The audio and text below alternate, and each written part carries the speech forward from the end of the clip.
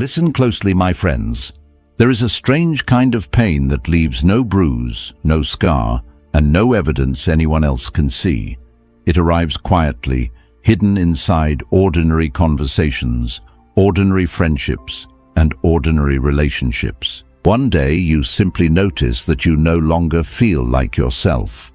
You second-guess your thoughts, question your instincts, and carry a heaviness you cannot fully explain. The most unsettling part is that you cannot point to the exact moment it began. Marcus Aurelius spent much of his life surrounded by people who smiled in public while hiding different intentions in private. He understood something that most people only learn after years of confusion. Truly dangerous people rarely reveal themselves through obvious cruelty. They do not arrive as enemies. They arrive as trusted friends, loyal partners, respected mentors, and sometimes even the people you love the most. Their greatest weapon is not force, it is disguise. The Stoics believed that every human being possesses an inner fortress, a place where judgment, reason, and self-respect live. It is the part of you that decides what is true, what deserves your attention, and what kind of life you will build. But there are people who spend years learning how to quietly weaken that fortress. They do not break down the walls in a single attack. They remove one stone at a time until you no longer recognize the person standing in the mirror. What makes these people so dangerous is not what they do to your life. It is what they do to your mind. They make you doubt what you saw, question what you felt, and apologize for wounds you never created. Slowly, almost invisibly, they turn your own judgment against you. By the time most people realize what has happened, they have already spent years fighting battles they were never supposed to fight. Tonight, we are going to uncover 7 signs of a truly dangerous person through the lens of Stoic wisdom. Some of these signs are subtle, some are uncomfortable, and one of them is so deceptive that countless people mistake it for love, loyalty, or concern. If a certain face enters your mind while listening, do not ignore it. Sometimes the truth arrives as a whisper, long before it arrives as certainty. And the sooner you learn to recognize these patterns, the sooner you stop giving away your peace to people who never deserved it. Sign 1. They slowly teach you not to trust your own mind. The first sign is not anger.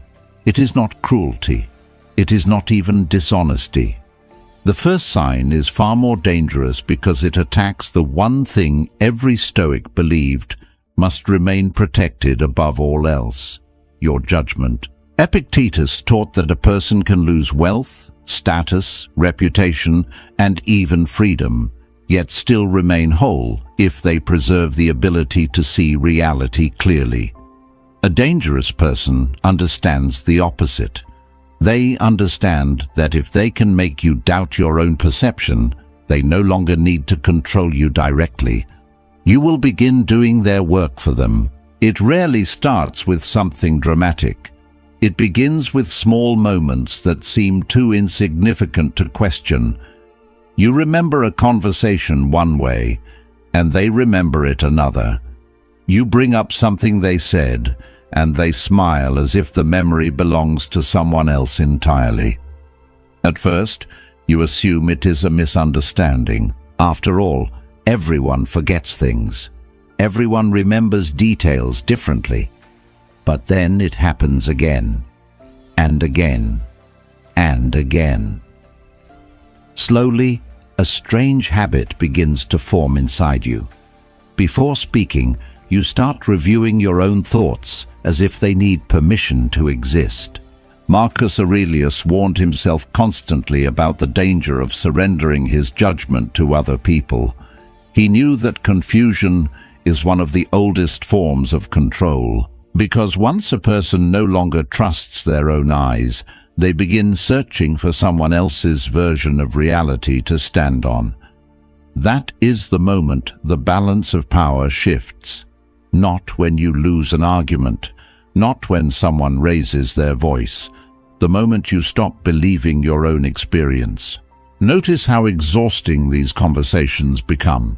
No matter how clearly you explain yourself, you leave feeling drained rather than understood. The discussion circles endlessly. The subject changes. Old mistakes are brought back from years ago. Questions become accusations. Before long, you cannot even remember what the original issue was, and while you are busy defending your perception, they are quietly teaching you that every concern you raise must first survive their approval. The Stoics would tell you something most people do not want to hear. The solution is not a better argument. It is not gathering more evidence. It is not finding the perfect words that will finally make them understand. A person committed to distorting reality is not looking for truth. They are looking for exhaustion. They want you tired enough to abandon your own certainty and accept theirs instead. This is why many Stoics kept journals. Not because they wanted to record events, but because they wanted a place where reality could not be negotiated. A written memory cannot be interrupted. It cannot be talked over. It cannot be persuaded to change its story. The moment you begin trusting your own observations again, the spell starts to weaken. The fog begins to lift. And for the first time in a long time, you start hearing a voice that had been buried beneath all the noise. That voice is your own, and a truly dangerous person fears nothing more than the day you start listening to it again. But if making you doubt yourself is the first move, the second move is even more destructive, because it allows them to hurt you and somehow convince you that they are the victim. Sign 2. They turn your pain into evidence against you. There is a moment that reveals more about a person's character than years of kindness ever can. It is the moment after they hurt someone, not when they are praised, not when they are comfortable, not when life is going their way. The moment after they have caused pain, because that is where conscience reveals itself. A person with a healthy conscience looks inward. A dangerous person looks outward. One asks, "What have I done?" The other asks, "How do I escape responsibility for what I have done?" At first, the pattern is difficult to see because it disguises itself as vulnerability. They cross a boundary, break a promise, disrespect you, or say something that leaves a wound. When you finally gather the courage to speak about it, something unexpected happens. The conversation stops being about the pain you experienced and starts becoming about their feelings. Suddenly they are misunderstood. Suddenly they are the one suffering. Suddenly their discomfort becomes more important than the damage that created it. The ancient Stoics understood that one of the greatest obstacles to wisdom is the refusal to examine oneself honestly. Seneca wrote that most people would rather invent excuses than face their own faults, because excuses protect the ego while truth demands change. A dangerous person becomes a master of this avoidance. They do not deny the wound completely. That would be too obvious. Instead, they redirect attention away from it. They make the spotlight follow your reaction rather than their behavior. You will notice a strange reversal begin to happen. You enter the conversation carrying hurt, but somehow you leave carrying guilt. You came looking for understanding, yet you end up apologizing. Not because you were wrong, but because they have convinced you that your response to the injury is more offensive than the injury itself. The wound becomes invisible, while your reaction becomes the crime. This is one of the oldest psychological tricks in human history, and it succeeds because good-hearted people naturally care about the feelings of others. Marcus Aurelius believed that every person should be held accountable first by their actions and only second by their words. This sounds simple, yet most people do the opposite. They become hypnotized by explanations, emotional speeches, tears, and promises. They forget to ask the only question that matters: what actually happened? A person can cry and still avoid responsibility. A person can sound sincere and still be manipulating the truth. Emotion is not proof of innocence. Sometimes it is simply a shield protecting someone from the consequences of their choices. Watch carefully when accountability enters the room. A person with integrity may feel shame, but they remain present. They do not run from the discomfort. They do not demand that you rescue them from it. They understand that guilt is part of growth. But a dangerous person experiences accountability as a threat. They cannot sit with it. They must redirect it. They must escape it. And if escape is impossible, they will try to transfer it onto someone else. This is why certain phrases appear again and again. You're too sensitive. You're making this a bigger deal than it is. After everything I've done for you, this is what you're focused on. Listen carefully to these words. None of them address the harm. None of them examine the behavior. Their only purpose is to make you question whether you had the right to feel hurt in the first place. The real goal is not to solve the problem. The goal is to make you abandon it. The Stoics would tell you that true strength is not found in winning these arguments. It is found in refusing to carry responsibilities that do not belong to you. Someone else's discomfort at being confronted is not your burden to manage. Someone else's guilt is not your punishment to carry. The moment you understand this, something inside you changes. You stop rushing to comfort people who created the very pain being discussed. You stop confusing emotional performances with accountability. And for the first time, you begin seeing the difference between remorse and self-preservation. Because a person who truly regrets hurting you wants to repair the damage. A person who only regrets being confronted wants to escape the consequences. And that difference can change the entire course of your life. But there is a third sign that is even more deceptive. It appears as generosity, kindness, loyalty, and support. In fact, many people mistake it for love. Only years later do they discover that every gift came with a hidden price attached. Sign 3. Their kindness always comes with a future debt. Some of the most dangerous people you will ever meet are not cruel. They are generous. They remember your birthday. They check on you when nobody else does. They help you when you are struggling. They say exactly the words you needed to hear at exactly the moment you needed to hear them. In the beginning, they feel like an answer to a prayer you never spoke out loud. And that is precisely why this sign is so difficult to recognize. Because nobody expects manipulation to arrive carrying gifts. The Stoics drew a sharp distinction between generosity and transaction. A truly virtuous person gives because giving is part of their character. The act is complete the moment it is given. Nothing more is expected. No hidden contract. No future payment. No emotional invoice waiting quietly in the background. But a dangerous person understands something most people do not.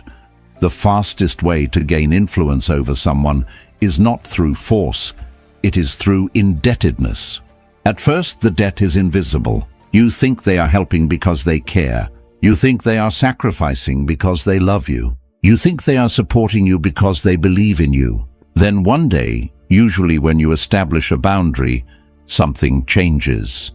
The kindness you once admired suddenly reappears as evidence in a trial you never agreed to attend. Every favor is remembered. Every sacrifice is recounted. Every gift is brought back from the dead and placed before you like a bill that has finally come due. And in that moment, you realize something disturbing. Nothing was forgotten. Nothing was free. Everything was being recorded. Seneca warned about people who use generosity as a tool for control rather than an expression of virtue. Such people do not give because they value you. They give because giving creates leverage. They understand a psychological truth that has existed for thousands of years. Most decent people feel uncomfortable owing something to someone else. A manipulative person turns that discomfort into a weapon. Watch what happens the first time you disappoint them. Not betray them, not harm them, simply disappoint them. Perhaps you say no to a request. Perhaps you choose your own needs for once. Perhaps you refuse to sacrifice your peace to protect their expectations. Suddenly the warmth disappears. The patience disappears. The understanding disappears. The mask slips for a moment, and beneath it you discover something unexpected. Possession. Because what looked like generosity was often ownership in disguise. Marcus Aurelius believed that freedom was one of the highest forms of human dignity.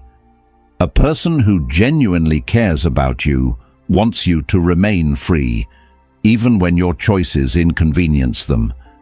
They may not always agree with you. They may not always like your decisions, but they do not punish you for making them. A dangerous person is different. They become uncomfortable the moment your independence interferes with their influence. This is why boundaries reveal character faster than affection ever will. Anyone can be loving when they are getting what they want. Anyone can be patient when they are in control. Anyone can appear generous while their investment is producing returns. The real test begins the moment you stop being useful, the moment you stop being available, the moment you stop being easy to control. That is when the hidden contract reveals itself. And perhaps the most heartbreaking part is not discovering that someone wanted something from you. Every relationship involves needs. The heartbreaking part is discovering that what you believed was unconditional care was actually conditional compliance, that your value was tied to how accessible you were, how agreeable you were, how willing you were to continue paying a debt you never knowingly accepted. The Stoics would tell you to pay attention to one simple question. Does this person's kindness make me feel free, or does it make me feel obligated? Because genuine love expands your freedom. Manipulation shrinks it. One feels like sunlight. The other feels like a leash. And the most dangerous people become very uncomfortable the moment they realize that leash is slipping from their hands. But there is a fourth sign that goes even deeper than this. Because once a person realizes they cannot fully control you, they often begin targeting the people around you. Not through direct attacks, through something far more subtle. They start making sure the only voice you trust is theirs. Sign 4. They slowly become the only voice you trust. The most dangerous prison is not built with walls. It is built with influence. That is why truly manipulative people rarely begin by attacking your freedom directly. They understand that obvious control creates resistance. If someone tells you to abandon your friends, you become suspicious. If someone tells you to stop speaking to your family, alarm bells begin to ring. Direct control is easy to recognize. The dangerous kind is almost invisible. It begins with suggestions, small comments, harmless observations, tiny seeds planted so quietly that you never notice them taking root. Your friends don't really understand you. Your family always seems negative. Nobody supports you the way I do. I just don't want people taking advantage of you. Each sentence sounds reasonable on its own. Each sentence sounds protective, caring even. But manipulation rarely arrives wearing the face of control. It arrives wearing the face of concern. The Stoics understood something profound about human nature. No person sees reality perfectly. This is why Marcus Aurelius surrounded himself with teachers, philosophers, and advisors, despite being the most powerful man in the known world. He understood that wisdom requires perspective. Every human being has blind spots. The people around us help reveal them. A dangerous person understands this too, which is exactly why they try to remove those people, not all at once. One relationship at a time, one conversation at a time, one doubt at a time. Because the moment multiple perspectives disappear, their version of reality becomes the only version left. And that is where real control begins. Notice how isolation rarely feels like isolation in the beginning. It feels like intimacy. You start spending more time with them, sharing more with them, depending on them. They become the first person you call when something happens, the first person whose opinion matters, the first person you seek for reassurance. At first, this feels like connection.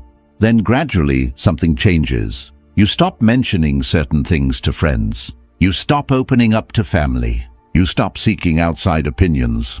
Not because anyone forced you to stop, because somewhere along the way you learned that doing so creates tension, disapproval, conflict. So you unconsciously begin shrinking your world to keep the peace. This is how control often works, not through commands, through conditioning. Epictetus warned that the people closest to us shape our perception of reality more than we realize. Spend enough time around someone who constantly distorts truth, and eventually distortion starts feeling normal. Spend enough time around someone who constantly questions your instincts, and eventually you begin questioning them too. Human beings adapt to their environment. The problem is that we also adapt to unhealthy environments. And by the time we notice what once felt wrong has started feeling familiar, that familiarity becomes dangerous, because familiarity is often mistaken for safety. One of the clearest signs of a controlling person appears when another voice enters the conversation. Watch what happens when a trusted friend gives you advice. Watch what happens when a family member expresses concern. Watch what happens when someone challenges the narrative they have carefully built. Do they welcome the perspective, or do they immediately attack the source? Suddenly your friend is jealous, your family is toxic, your mentor is controlling. Anyone who threatens their influence somehow becomes the problem. And the reason is simple. Every outside perspective creates comparison. Comparison creates clarity, and clarity threatens control. The Stoics believed that truth becomes stronger when examined from multiple angles. Manipulation survives by doing the opposite.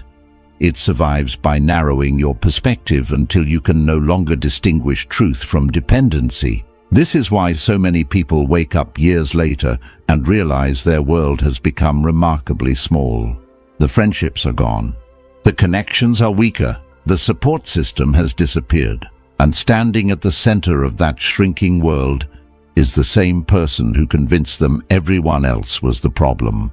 Perhaps the saddest part is that by then leaving feels impossible. Not because the chains are strong, but because there is nobody left nearby to remind you that they exist. Marcus Aurelius once wrote that a person should never become so dependent on another human being that they lose the ability to stand within themselves. That is not a rejection of love. It is a warning against surrendering your independence. Healthy relationships expand your world. They encourage growth, connection, and perspective. Dangerous relationships do the opposite. They make your world smaller, smaller, and smaller, until one day you mistake dependence for love and isolation for loyalty. And that is exactly when the deepest form of control has been achieved. But there is a fifth sign that reveals something even darker. Because once someone has isolated you from outside voices, there is only one obstacle left standing between them and complete influence over your life: your ability to hold them accountable. Sign 5. They never change. They only become better at escaping accountability. One of the most expensive mistakes a person can make is confusing an apology with a transformation. The two are not the same thing. An apology is a moment. Transformation is a pattern. And a dangerous person understands that most people are so hungry for resolution that they will accept the first one as proof of the second. This is why some individuals seem to repeat the same cycle for years without ever truly changing. They do not need to change. They only need to become convincing enough to make you believe change is coming. The Stoics believed that character is revealed through action, not intention. Anyone can promise improvement in a moment of pressure. Anyone can speak beautifully when they are afraid of losing something valuable. But when the pressure disappears, character takes over again. That is why Marcus Aurelius paid less attention to what people claimed they would do, and more attention to what they repeatedly did. He understood that a person's habits always tell the truth, long before their words do. At first, the pattern can be difficult to recognize because every incident appears isolated. There is always an explanation, always a reason, always a special circumstance. They lose their temper because they were stressed. They break a promise because life has been difficult. They cross a boundary because they were emotional. Each excuse sounds reasonable by itself. But wisdom is not the ability to analyze individual moments. Wisdom is the ability to recognize recurring patterns. A dangerous person rarely responds to accountability with genuine reflection. Reflection requires humility, and humility requires a willingness to admit that the problem may exist within you. Instead, they become experts at escape. Sometimes they escape through excuses, sometimes through self-pity, sometimes through anger, sometimes through distraction. The method changes, but the destination remains the same. The conversation never reaches the truth because the truth would require responsibility. Notice what happens whenever their behavior is confronted directly. The focus shifts almost immediately. Suddenly the discussion is about your timing, your tone, your delivery, your past mistakes, your flaws, your shortcomings, anything except the issue that brought the conversation into existence in the first place. It is as though accountability is a door they refuse to walk through, so they spend all their energy convincing you to look somewhere else. The ancient Stoics considered self-examination one of the highest forms of strength. Every evening, Seneca reviewed his actions and asked himself where he had failed, where he had succeeded, and where he could improve.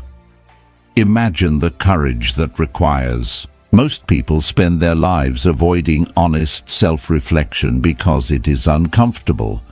A dangerous person avoids it completely. They would rather protect their image than improve their character.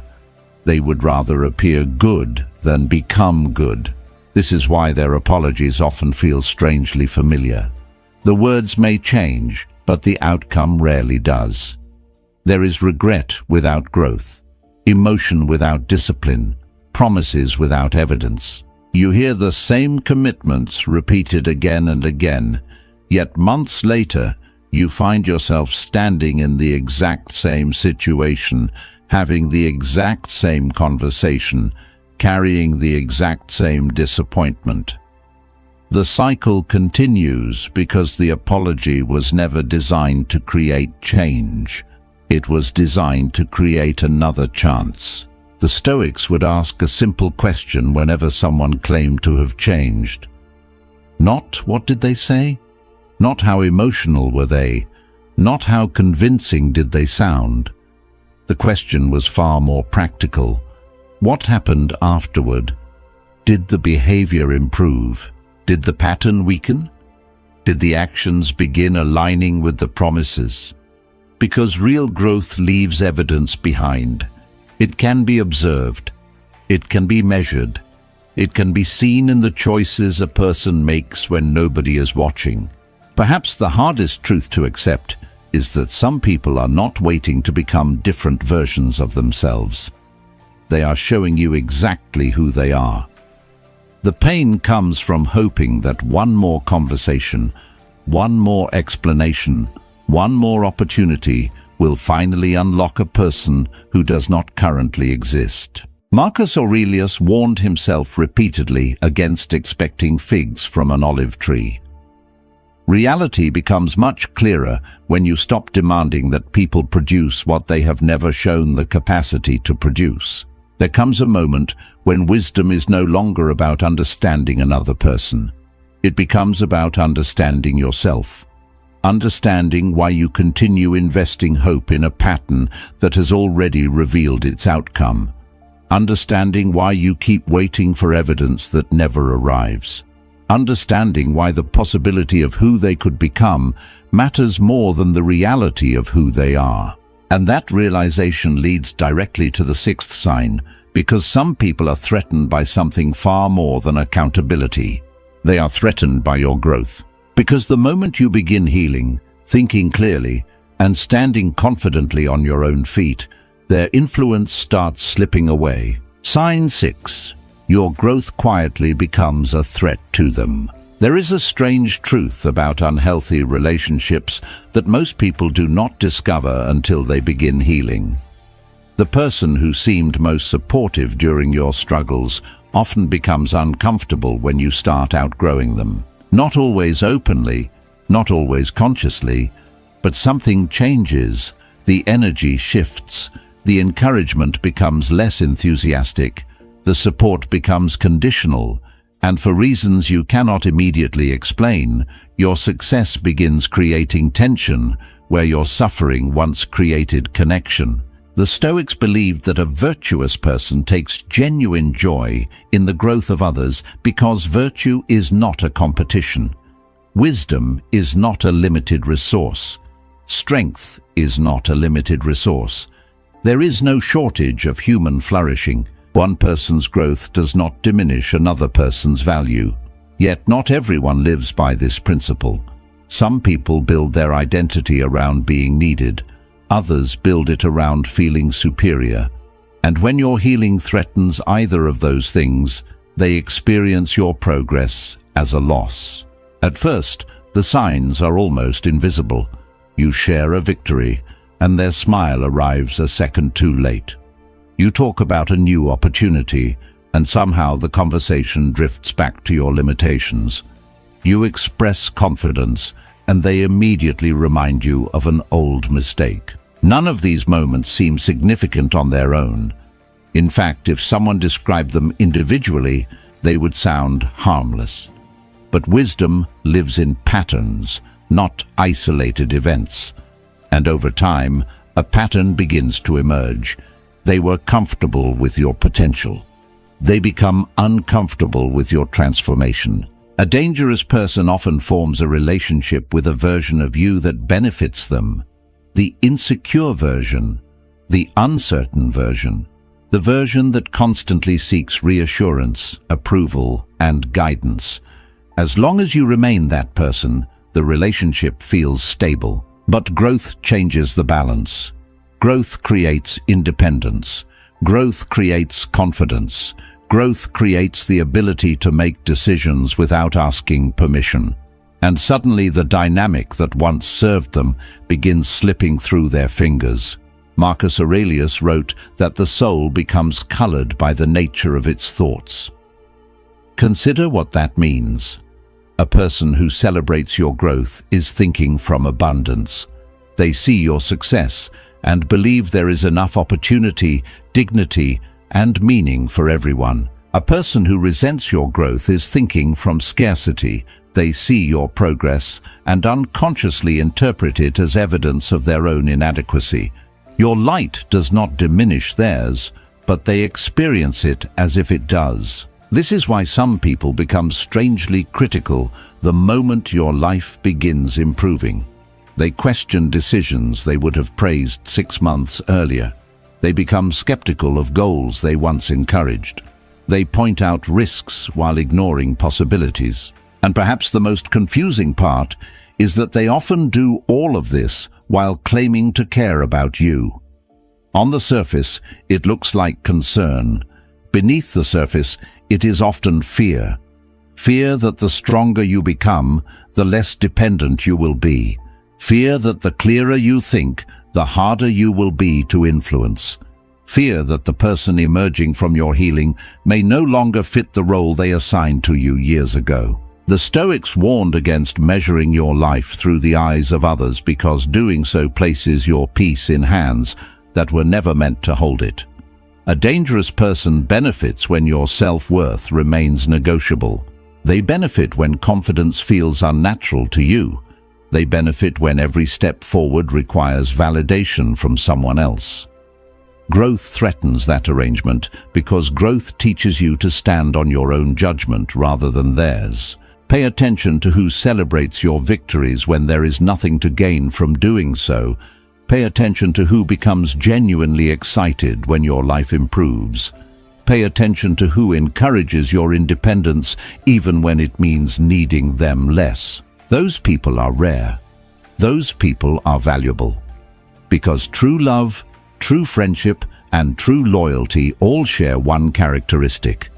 They want you to become more fully yourself, even if that journey eventually takes you beyond their influence. The most dangerous people, however, often want the opposite. They do not want your highest potential. They want the version of you that is easiest to manage, the version that doubts itself, the version that remains small enough to fit comfortably inside their expectations.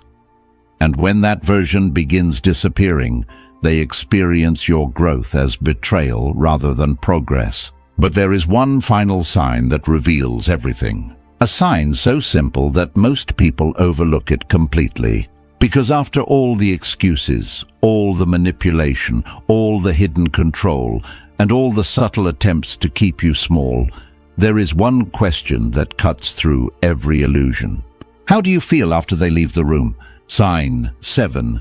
Your soul feels heavier every time they leave. The final sign is not something they say. It is not something they do. It is something you feel, and that is precisely why it is the most difficult sign to explain and the hardest sign to ignore. Long before your mind understands what is happening, your nervous system already knows. Long before you gather evidence, construct arguments, or connect the dots, some deeper part of you has been recording the truth. Human beings are far less rational than they like to believe. We imagine that every important realization arrives through logic, yet some of the most important truths in life arrive as feelings long before they arrive as thoughts. The Stoics paid close attention to this, not because they believed every emotion should be trusted blindly, but because they understood that repeated emotional patterns often point toward realities we have not yet fully acknowledged. Marcus Aurelius constantly observed the effect people had on his mind. He asked himself a simple question: does this person leave me closer to virtue or further away from it? Because every relationship leaves a psychological footprint. Every interaction leaves a residue. The question is whether that residue strengthens you or slowly drains you. Think about certain people in your life. After spending time with them, you feel lighter, clearer, more confident, more yourself. They do not need to motivate you. They do not need to fix your problems. Their presence alone seems to create space inside your mind. You leave conversations feeling expanded rather than diminished, stronger rather than smaller. These people bring peace not because they are perfect, but because they are safe. Now think about the opposite. Think about the person whose name creates tension before the conversation has even begun. The person whose message changes your mood before you have finished reading it. The person who leaves and somehow remains in the room for hours afterward. You replay the conversation. You analyze every sentence. You wonder whether you said the wrong thing, whether you should have stayed quiet, whether you should have explained yourself better. Their presence ends, but the disturbance continues. That disturbance is not always anxiety. Sometimes it is exhaustion. Sometimes it is guilt. Sometimes it is confusion. Sometimes it is a heaviness that has no name. Yet it follows the same pattern every time. And patterns matter. The Stoics believed that wisdom begins the moment we stop arguing with reality. Most people remain trapped in harmful relationships because they are searching for dramatic proof. They want undeniable evidence, a confession, a betrayal, a moment so obvious that nobody could question it. But life rarely works that way. Reality is usually revealed through repetition, through dozens of small moments that point toward the same conclusion, through a feeling that keeps returning no matter how many explanations you invent for it. What makes this sign so powerful is that it bypasses every performance. A manipulative person can fake kindness, they can fake empathy, they can fake remorse, they can fake understanding, but they cannot fake the effect they have on your inner world. The body keeps records the mind tries to erase. The soul notices what the intellect struggles to admit. And eventually, if you pay close enough attention, the truth begins speaking through your peace. Marcus Aurelius described the mind as an inner citadel, a fortress that should not be surrendered to outside forces. Most people imagine that this citadel is destroyed in a single attack. It is not. It is weakened gradually, one compromise at a time, one doubt at a time, one manipulation at a time, until eventually you forget what peace felt like before the invasion began. And that is why this final sign matters more than all the others combined, because it cuts through every excuse, every justification, every promise, every apology, every illusion. When someone repeatedly leaves you feeling smaller than you were before they arrived, that feeling deserves your attention. Not because feelings are always right, but because patterns rarely lie. A healthy relationship does not require you to abandon yourself. It does not require constant emotional recovery. It does not demand that you sacrifice your clarity in order to preserve someone else's comfort. The hardest lesson the Stoics teach is also the most liberating one. You do not need absolute proof before protecting your peace. You do not need a unanimous vote from the world before trusting your own experience. You do not need the other person to agree with your conclusion before acting on it. Clarity is enough. Repeated patterns are enough. Your peace is enough. And perhaps the greatest tragedy in life is not meeting dangerous people. It is meeting them, recognizing them, and then spending years arguing against what your own soul already knows. Because the truth is this: the right people make you feel more like yourself. The wrong people make you feel less. And sometimes that single observation tells you everything you need to know. The Stoics understood a truth that most people learn too late. You cannot control who enters your life, but you can control who continues to have access to your peace. Not every person who hurts you is evil. Not every mistake is manipulation. But when harmful patterns repeat themselves again and again, wisdom requires more than understanding. It requires action.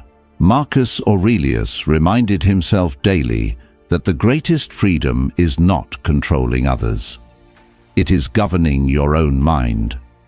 Because the moment you stop seeking permission to trust your own judgment, the influence of dangerous people begins to fade.